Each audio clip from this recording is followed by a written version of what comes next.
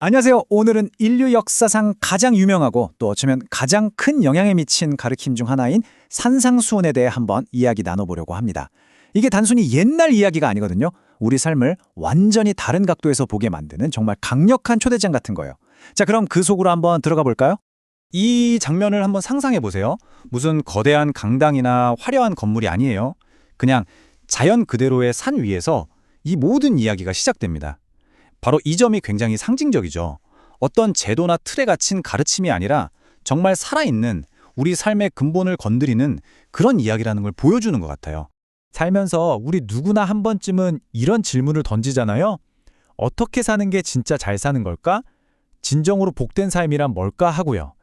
산상수훈은 바로 이 질문에 대한 대답인데 우리가 보통 생각하는 그런 답과는 뭐랄까? 정반대의 이야기를 해요.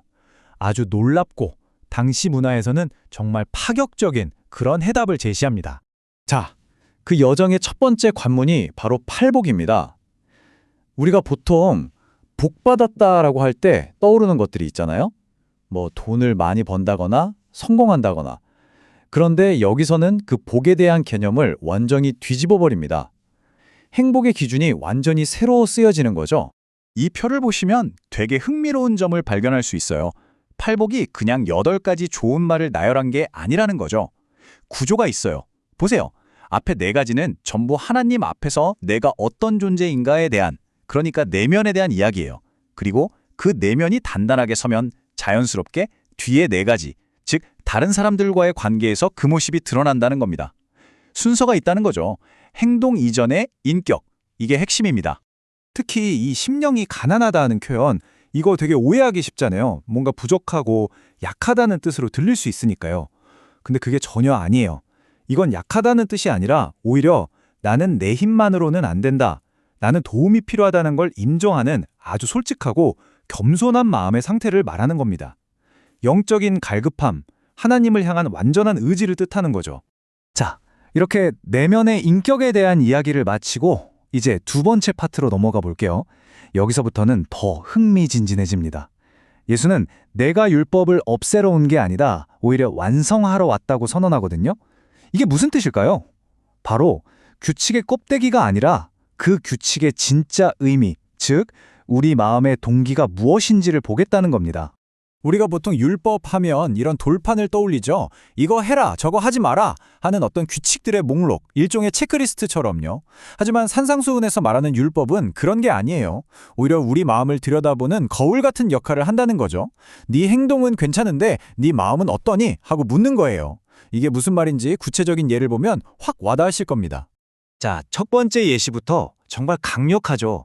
기존 율법은 살인하지 말라고, 그러니까 행동을 금지했어요. 그런데 예수는 한 걸음 더 나아가서 뭐라고 하냐면 형제에게 화를 내는 것 그 자체도 이미 심판받을 일이라고 말합니다. 와, 이게 무슨 뜻이겠어요?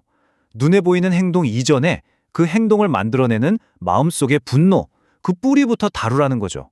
기준이 완전히 달라진 겁니다. 또 다른 예시도 마찬가지예요. 간음하지 말라는 율법이 있었죠. 이것도 명백한 행동에 대한 규정입니다. 그런데 새로운 가르침은 음욕을 품고 여자를 보는 자마다 이미 마음에 간음한 것이라고 말해요. 실제 행동으로 옮겼느냐 아니냐를 넘어서 우리 마음속의 생각과 동기, 그 의도까지도 중요하다는 걸 보여주는 정말 파격적인 선언이죠. 그러면 이 모든 까다로운 율법들을 하나로 꿰뚫는 핵심 원리가 뭘까요? 바로 이겁니다. 하나님을 사랑하고 내 이웃을 내 몸과 같이 사랑하라.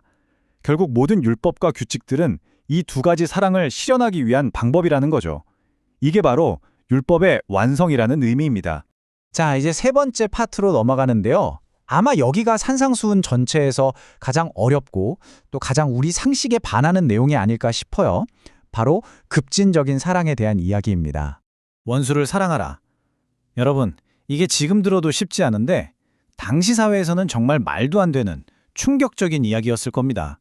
눈에는 눈, 이에는 이가 상식이었던 시대니까요. 나한테 잘해주는 사람한테 잘해주는 건 누구나 할 수 있죠.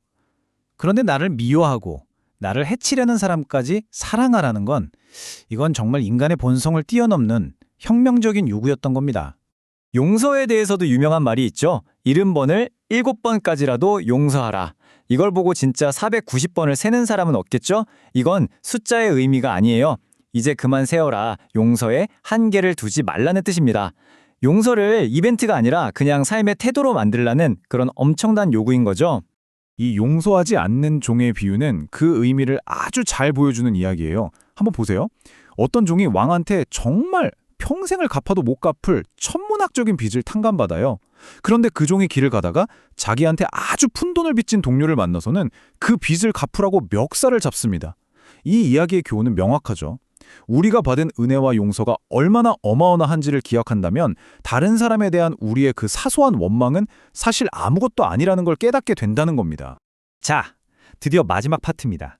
여기서는 우리의 모든 신앙적인 행동들, 그 이면에 숨겨진 동기에 대해 아주 날카로운 질문을 던집니다.